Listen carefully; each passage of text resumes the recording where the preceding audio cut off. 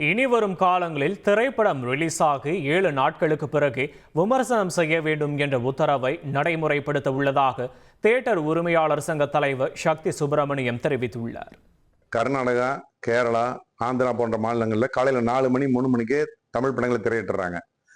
அதை பார்த்துட்டு வரக்கூடிய விமர்சகர்கள் அந்த படங்களை பற்றி மிகவும் சுமாரான விமர்சனங்கள் வைக்கும் பொழுது அந்த ஒரு 6 மணி 7 மணிக்கே இவங்க போய் படம் பார்த்துட்டு விமர்சனம் பண்ணிடுறாங்க. நாம 9 மணிக்கு தான் படம் போடுறோம். 1 மணி நேரத்துல 40 லட்சம் 50 லட்சம் மக்கள் அந்த விமர்சனத்தை படிச்சிடறாங்க. அப்போ தமிழ்நாட்டில் ஓப்பனிங்கே பெரிய அளவில் பாதிக்கப்படுது.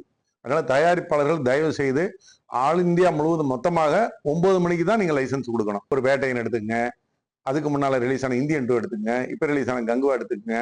உங்களுடைய சொந்த விருப்பத்தின் காரணமாக அந்த படங்கள் அந்த படத்தினுடைய எந்த நிறைய நீங்க சொல்றது கிடையாது, குறைய மட்டும் சொல்றீங்க. அந்த படத்தினுடைய குறைய மட்டும் சொல்லி இன்னும் சொல்ல போனா சில யூடியூபர்ஸ் அந்த படத்துக்கு போயிடாதீங்க, காதுல ரத்தம் வருது, அப்படி இப்படி எல்லாம் பேசுறீங்க. தமிழ் படம் நீ அடுத்த படம் வரக்கூடிய படங்களுக்கு நிச்சயமா அந்த ஆர்டர் வாங்கி வச்சிருவோம்.